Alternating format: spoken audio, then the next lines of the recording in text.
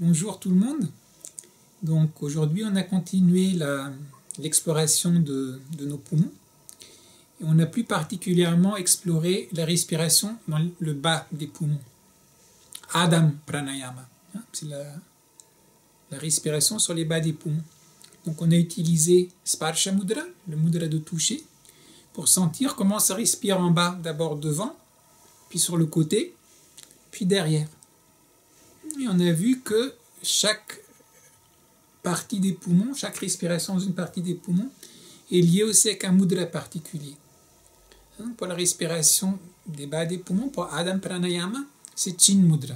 Donc le pouce et l'index ensemble, les trois doigts ensemble, et puis on les pose comme ça sur ses cuisses. Et le son qui est associé à la respiration dans le bas des poumons, c'est le son A. Donc aujourd'hui, ce qu'on a vu ensemble, c'est cette exploration d'une part. Donc la dernière fois, on a exploré les 3 étages. Cette fois, on a exploré le fait qu'il n'y a pas uniquement une façade, mais on est en 3D. Donc on a fait le devant, côté et derrière. Et on va faire ça en fait avec la partie moyenne et la partie haute des poumons les prochaines fois. Donc voilà, quelles sont vos questions, vos observations par rapport à cette exploration?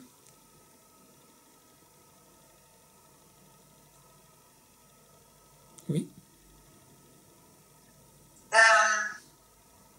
En fait, c'est une observation.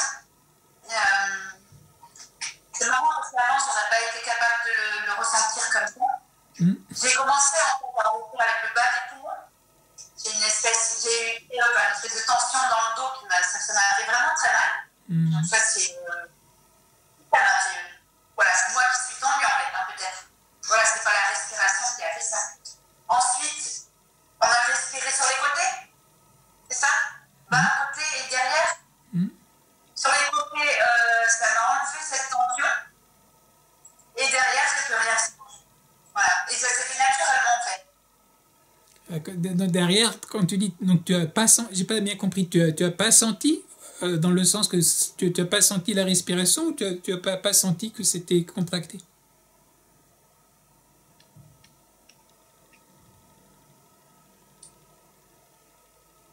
Là, je t'entends plus, Alexandra. Non plus, c'est pareil, je te voyais plus. Ah, c'est bon.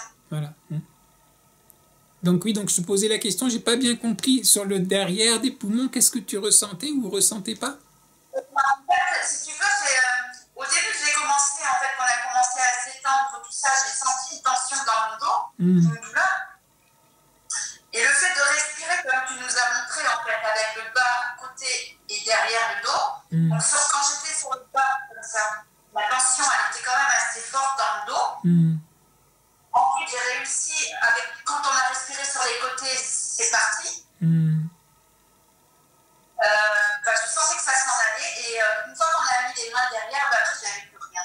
Voilà. D'accord. Et j'avais ressenti comme ça, en fait. Mais vraiment, c'est comme si, en fait, ça faisait comme un relâchement. D'accord. Et Françoise? Voilà, je sens un relâchement. Et Françoise, toi, tu as senti de manière un peu pareille sur les 3 parties ou Non, j'ai particulièrement bien senti que à chaque inspire, en plus des poumons, c'est toute la partie supérieure du corps qui s'amplifie et que tout bouge un peu. Alors j'ai moins senti quand on a fait dans le dos, du moins la première fois. Et par contre, quand on a fait en 3 temps, j'ai senti davantage. Et à la fin, quand on a essayé de ressentir après les derniers inspires, ce que j'ai senti, c'est mon pouls. J'avais l'impression de comme si je prenais mon pouls, mais c'était pas au niveau tactile, c'était à l'intérieur de mon corps. Avec même une visualisation du sang qui se répartit un peu partout, qui monte et qui descend. D'accord. Ben, c'est intéressant là. Ben, les deux, vous mettez le doigt en fait sur une expérience intéressante. Hein, tu disais, Alexandra, le fait de respirer devant. Donc on a d'abord séparé, hein, on a d'abord respiré devant, puis sur le côté, puis derrière. Mais Alexandra, tu disais que plus tu arrivais vers l'arrière, plus en fait c'est décontracté finalement ton dos qui était crispé au départ. Et Françoise aussi, tu faisais référence que tout de suite, c'est quand ça s'est embriqué en fait dans l'ensemble. C'est que là vraiment que ça commençait à, on va dire, à bien se sentir. Donc effectivement, l'idée, donc là je vais aller un tout petit peu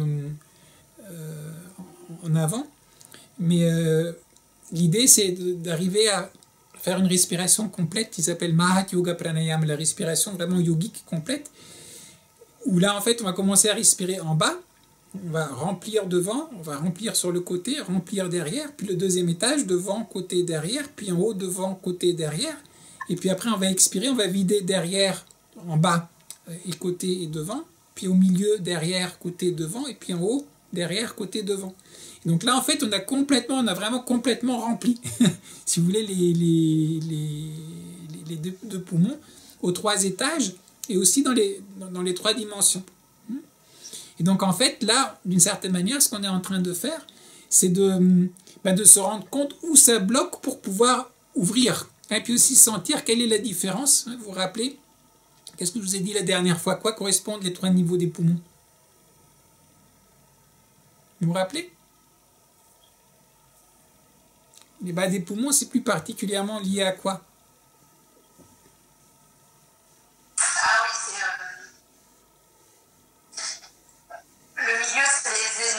Oui. Le bas, c'est... En bas, c'est plus le corps. Au milieu, c'est plus les émotions. Et en haut, c'est plus le mental. Voilà. Et donc, le fait aussi de travailler particulièrement sur ces différentes parties, une fois quand on aura fait les 3, après, on peut aussi comparer qu'est-ce que ça fait. Quelle est la différence de respirer vers le bas? Quelle est la différence de respirer vers le haut? Et l'autre aspect, c'est que donc quand on va commencer à mettre toutes ces 3 manières de respirer en fait ensemble, on va aussi équilibrer les 3. Il y a certaines personnes qui, alors peut-être parce qu'on a déjà fait beaucoup de Qigong, je vous ai posé la question, je crois il y a 2 séances, s'il y avait des parties qui respiraient mieux que d'autres, et apparemment qu'on avait déjà pas mal travaillé, pour la plupart d'entre vous, ça respirait bien partout. Mais des personnes en fait qui n'ont pas trop l'habitude de respirer, parfois ça respire beaucoup ici, mais en bas, ça ne respire pas du tout. Ou c'est l'inverse, ça respire bien en bas, mais ça ne respire pas en haut. Ou ça respire bien en bas et au milieu, mais pas en haut. Et donc, en fait, le fait de, petit à petit, on va dire, prendre conscience de nos poumons, donc on est en train d'ouvrir notre capacité pulmonaire, ça c'est une chose. Mais l'autre chose qu'on est en train de faire, c'est aussi d'harmoniser, en fait, ces différents aspects en nous-mêmes. Pour que c'est pas uniquement le fait qu'on veut augmenter la capacité, c'est qu'on veut harmoniser. Pour que l'ensemble de notre système en fait travaille de manière équilibrée. Et le son, est-ce que ça vous a aidé pour percevoir un peu mieux la respiration? Qu'est-ce que ça vous a... Donc on a fait le son A pour faire vibrer un peu nos bas des poumons.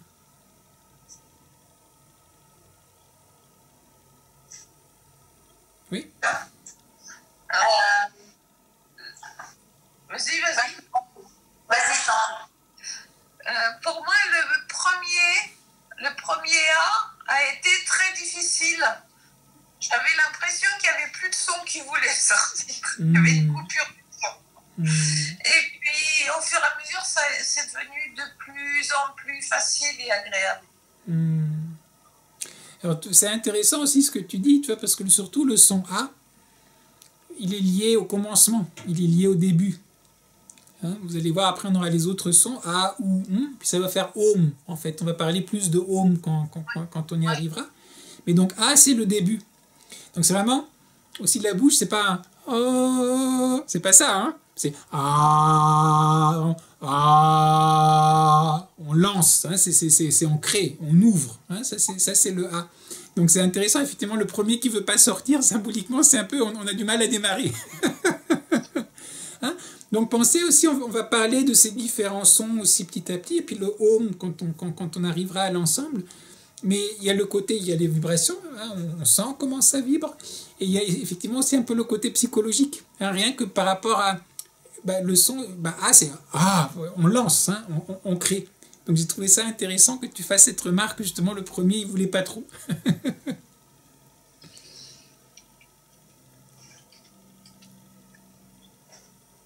Et Alexandra, tu voulais dire quelque chose? Tu as laissé la parole après à Françoise. Oui. En fait, moi aussi, au début, c'est pas sorti. En fait, moi, j'ai réussi sur les 2 derniers, enfin, réussi entre guillemets. Mais, alors, je sais pas si c'est la posture, mais en fait, assise comme ça, j'ai l'impression que j'arrive pas à le sortir. Oui, alors ça, on n'en a pas parlé particulièrement, parce que, bon, chacun est assis de manière différente. Donc on peut faire le travail même assis sur une chaise, hein, c'est magnifique. Donc la chose la plus importante, c'est juste ne vous adossez pas. Hein, soyez bien droit. Et comme on a parlé pour la méditation, faites attention que vos cuisses sont mis comme ça, parce que là, si vous êtes comme ça, vous allez avoir du mal à respirer. Si vous êtes trop comme ça, vous n'avez pas d'assise. Hein, donc si vous avez les pieds qui sont à peu près les cuisses parallèles au sol, peut-être un tout petit peu comme ça, là vous avez une bonne assise. Et l'important, c'est d'être ouvert. Donc sur la chaise, on peut faire le travail. Sinon, quand on est assis sur le sol, on peut faire dans les postures, je sais pas, de lotus ou de sukhasana en tailleur. Toutes ces positions jambes croisées, ça va, c'est très très bien. Mais effectivement, une posture qui est magnifique en fait pour travailler la respiration, c'est Vajrasana. C'est la posture du diamant qui est en fait comme ça sied les Japonais pour manger. Hein, vous savez? Ça, c'est vraiment la posture qui vous ouvre le plus. Bon, certains ont les problèmes avec les genoux un peu, donc c'est un peu compliqué. Mais si vous n'avez pas les problèmes avec les genoux, ou si vous avez, quand on faisait le yoga, il y avait Nadine qui avait ce fameux banc, ce petit banc sur lequel on peut s'asseoir, c'est magnifique. Donc cette posture-là, en fait, elle est pour faire les exercices de respiration, c'est la on va dire la meilleure, hein, d'une certaine manière. Donc, tu peux expérimenter avec ça. Toi, donc, si tu sens que là, par exemple, quand tu es un peu les jambes croisées, ça bloque un tout petit peu, dans ce cas, essaye peut-être en Vajrasana. Et puis, l'autre chose, quand on est assis au sol, pour certains, essayez de mettre les coussins nécessaires. Parfois, quand on est trop bas, pour certains d'entre nous, ça va nous bloquer, en fait, le buste, hein, parce qu'on va être un peu... On n'est pas suffisamment souple pour être ouvert, donc on va se retrouver un peu comme ça, donc on ne peut pas bien respirer. Si vous mettez 1 ou 2 coussins, hop, tout d'un coup vous êtes un peu plus haut, et là à nouveau ça va vous ouvrir votre buste. Ah, donc pour les postures, donc juste je résume, qu'on soit assis sur une chaise, qu'on soit assis en tailleur, qu'on soit assis donc en Vajrasana, la chose la plus importante c'est que vraiment le buste soit bien ouvert, qu'on puisse bien le sentir, et que justement après avec le son, il puisse bien résonner en nous. Quand vous êtes comme ça, vous avez votre structure qui est cassée. Déjà, on respire pas bien, mais le son aussi, il peut pas bien vibrer. Et au-delà du fait que le son nous aide en fait à sentir la respiration, dès que vous faites vibrer, vous êtes aussi en train d'énergiser, vous êtes aussi en train de purifier. Quand vous avez de la tuyauterie qu'il faut nettoyer, qu'est-ce que vous faites? Vous la faites vibrer. C'est ça qui enlève après les choses qui se sont incrustées dans les tuyaux.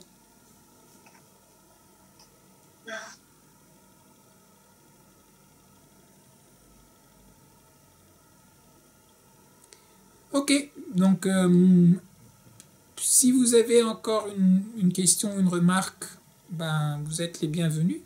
Sinon, on peut en rester là pour on va dire pour le débriefing. C'est bon? Et juste en fait,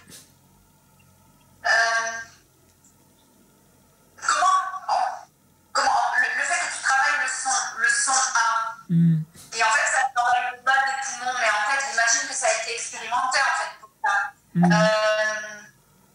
Je sais pas comment t'expliquer ou te poser la question, c'est comment le rapport a été fait en fait à ça. La réponse clé, goûter. Donc toi, goûte. Hein, et vous allez d'ailleurs peut-être remarquer que parfois, je ne sais pas si ça vous est arrivé, Mais quand j'ai découvert là, les mudras hein, pour la respiration, je dis bah, c'est intéressant. Bon, ok. Et puis ça m'a attiré mon attention que parfois, quand j'allais travailler, par exemple à l'université le matin, bah, parfois, je sais pas, je me retrouve avec les doigts comme ça ou les doigts comme ça. Enfin, les doigts prennent différentes postures. Quand tout va très bien, mes mains sont normalement comme ça. Et quand je sais pas, on a un peu mal à la tête ou un truc sans faire attention, tout d'un coup, on a les mains qui se mettent dans différentes postures. Alors j'ai commencé à observer. Alors je n'étais pas suffisamment observateur pour remarquer qu'est-ce que je fais comme posture de main quand j'ai ceci ou cela. Mais je me suis rendu compte qu'en fait, en réaction pour équilibrer en fait quelque chose où je ne suis pas tout à fait à l'aise, en fait, mes mains prenaient des postures différentes. Donc là, c'est même on n'est même pas en train de faire de la respiration. C'est juste, on observe que, oh tiens, c'est intéressant. J'ai telle chose qui m'arrive et mon corps réagit de telle manière. Je me suis fait mal, je mets la main. Rien que ça. Oh, pourquoi est-ce que je mets la main? Personne ne vous a enseigné qu'il faut mettre la main. C'est que, et je mets la main. Ou alors j'ai un truc et puis je commence à masser. Personne ne vous a dit il faut masser. Ah, ça, c'est des choses en fait que vous avez. Donc il y a certaines choses qu'on peut déjà vraiment observer juste en étant un peu attentif en fait à comment vous agissez. Et puis après, quand vous faites certaines pratiques, vous commencez à respirer. Ben là, il y a toute une autre sensibilité qui se développe parce que là, vous êtes un peu les explorateurs. Hein, et puis il y a des choses parfois qui viennent de l'intérieur. Tout d'un coup, vous avez envie, vous êtes en train de faire quelque chose et hop, il y a une certaine posture qui va venir par rapport à ça. Ou il y a un certain son qui va venir par rapport à ça. Ou un certain figure hein, ou symbole qui va venir par rapport à ça. Et en fait, quand vous avez une tradition donnée, ben, c'est quoi? C'est les personnes qui ont expérimenté certaines choses, ben, qui à un moment donné, en fait, ben, ils notent et puis ils transmettent. Ils disent, ben, tiens, regarde, à nouveau, ça c'est intéressant, essaye. Mais c'est une clé qui est intéressante si vous l'utilisez. Si vous avez juste la clé et que vous dites oh, c'est une clé bien faite, machin, formidable, etc. Oui, on peut faire une analyse de la clé, on peut écrire les bouquins sur la clé. Mais à la base, la clé, elle est là pour que vous puissiez ouvrir des portes avec. Donc en fait, la réponse en deux mots, enfin en un mot, c'est goûter. Et donc ça a été trouvé en goûtant. Et pour vous, pour vraiment ouvrir les différentes dimensions, en fait, ou les différentes portes qu'on peut ouvrir avec, il faut utiliser cette clé. Donc vous utilisez, et puis à chaque fois attentif. C'est pour ça qu'à chaque fois, je vous mets cette petite pause on travaille un tout petit peu, et on observe. Et on respire un tout petit peu, et on observe. Et quand je vous dis observer, n'essayez pas de trouver quelque chose. C'est, on va dire, une observation contemplative. C'est juste, on est attentif. Peut-être que vous n'allez pas voir quelque chose de particulier, mais votre corps, votre attention, elle enregistre ce qui vient de se passer. Et c'est ça qui est important. Et puis petit à petit, en fait, vous développez en fait cette sensibilité. Et c'est comme ça que vous découvrirez petit à petit en fait différentes dimensions et peut-être parfois même des dimensions que la personne qui vous a montré la pratique n'avait elle-même jamais entreaperçues. Hein, ça dépend jusqu'où vous allez après dans votre exploration. Ouais, parce que en fait c'est bon aussi de sortir cette respiration, mais c'est bon aussi de sortir ce son, en réalité, son corps. À nouveau, tu peux déjà expérimenter ce que ça fait maintenant. Et après, expérimenter avec les sons. Quand on fait différents sons, où est-ce que ça résonne? À quoi ça correspond? Hein, c'est des choses très intéressantes. Quand vous écoutez des musiques, c'est pour ça, moi, j'ose même pas dire ce qu'elle écoute comme musique hein, quand elle fait son tai chi. Mais quel effet nous font différentes musiques? Alors, il y a différents styles de musique et on peut aimer une variété énorme de musique hein, qui peut aller de... je sais pas, moi j'aime bien le métal, jusqu'à, je sais pas, de la musique sacrée du Bach. C'est pas du tout les mêmes mondes, hein. Mais à chaque fois, ça va résonner, ça va faire résonner de manière différente, et pas uniquement par rapport à l'ambiance. Déjà, c'est pas la même ambiance. Mais après, même à l'intérieur, ça résonne pas pareil. C'est pas les mêmes parties du corps qui résonnent. C'est pas les mêmes résonances. Hein, c'est le bon mot de le dire. Donc ça vaut la peine de mettre un peu l'attention là-dessus. Aussi quand on parle avec les gens, comment on parle, le ton de la voix, Toutes ces choses-là, en fait, ça mène très loin. Hein. Là, on a un son qui est simple, donc on a juste un son A. On peut déjà voir qu'est-ce qu'il nous fait, le son A. Il vibre où, le son A? Il ouvre vers quoi? Et puis, il va devenir aussi peut-être encore plus clair quand on va le contextualiser, quand on aura les autres sons. Parce que là, on verra la différence. Hein. Il y a un peu la comparaison. Ah, tiens, si je fais A, ça fait ça. Bah, tiens, si je fais OU, c'est un peu différent. Bah, tiens, si j'ai j'ai ça. Mais de manière générale, toutes ces petites explorations, donc on est sur la respiration, on est sur vraiment des choses très très simples, mais c'est aussi, entre autres, une manière de juste développer votre attention à des choses auxquelles on ne prête pas attention normalement. Respirer, mais ça va de soi. On ne va pas faire attention comment on respire, mais ça se fait tout seul. Puis on se rend compte que si on commence à mettre un peu d'attention sur ce processus de la respiration, mais c'est magnifique. Il y a des mondes qui se cachent en fait là derrière. Puis les sons, on se rend compte, à nouveau, c'est des mondes qui se cachent là derrière. Respiration, le souffle, hein, c'est dans le yoga, pranayama. Hein, on va dire, c'est le travail sur le souffle, la maîtrise du souffle. Mais sur les sons, vous avez mantra. Hein, c'est tous les sons, soit qui ont parfois c'est des paroles, donc ça c'est les mantras avec des mots, mais vous avez les bij mantras, les mantras racines qui sont que des sons. Hein, c'est des vibrations. Un son, c'est une vibration. Je ne sais pas si vous avez vu vous pouvez regarder sur YouTube quand ils prennent des plaques et puis ils mettent du sable ou des choses comme ça dessus, puis ils font vibrer la plaque hein, avec tel son ou tel son, et puis vous voyez, ça fait des figures géométriques différentes. Hein, donc les figures géométriques et les sons, c'est la même chose, c'est une vibration. Une, c'est quand tu fais la peinture, c'est de la vibration qui est figée. Hein, on a figé la vibration. Quand on est en train de chanter, là la vibration, elle est en vivante, quoi. Elle est en dynamique. Et quand vous avez votre corps, ben pareil, quand vous allez faire vibrer, quand vous faites un mouvement particulier, vous prenez une forme particulière, ben vous vibrez d'une certaine manière. Voilà, donc ça c'est juste des horizons. Mais c'est pour vous dire que quelque part, c'est pour ça que j'aime pas trop parfois non plus dire oui, telle chose, vous allez juste pour mieux respirer, puis votre capacité pulmonaire, etc. Parce qu'en fait, il y a plein de niveaux dans la pratique. Et si on la réduit uniquement à un côté médical, on la réduit uniquement à un côté un peu énergétique de base, etc., ben parfois on se coupe de toutes les autres dimensions qui peuvent être présentes dans la pratique. Donc c'est pour ça aussi que je réponds, mais en même temps je réponds pas tout, parce que l'autre aspect, c'est qu'il faut que vous aussi vous découvriez. Et c'est pas la même chose d'avoir quelqu'un qui vous a donné une réponse, que vous dites c'est comme ça, voilà, ou que vous découvrez par vous-même. Et c'est très important de découvrir aussi par soi-même et de faire cette expérience qu'on est des vrais explorateurs, quoi. On découvre tout seul. Et alors certaines choses, on se dit ah oui tiens, en fait on m'en avait parlé. Là je l'ai vu, l'ours. On m'avait dit que ça existait des ours. Là je suis allé dans la forêt, j'en ai vu un. Ah magnifique, voilà. Et puis sur d'autres choses, vous allez découvrir des animaux dans la forêt dont on ne vous a jamais parlé. Vous êtes le premier à les voir, ou au moins vous n'en avez pas entendu parler. Alors c'est magnifique comme cheminement. Oui. Bah, en fait, quand tu nous faisais les cours de yoga avant, tu nous avais les sons. Je n'ai pas expérimenté beaucoup, mais je trouve que ça m'a aidé beaucoup aussi à débloquer certaines choses. Le son.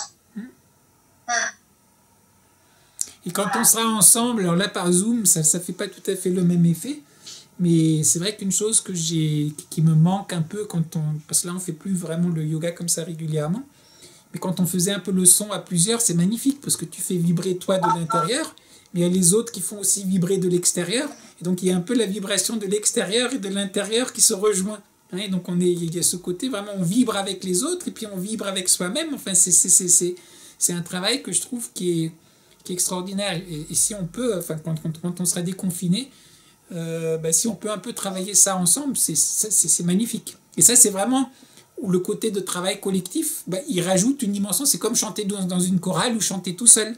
Hein, c'est pas du tout la même expérience.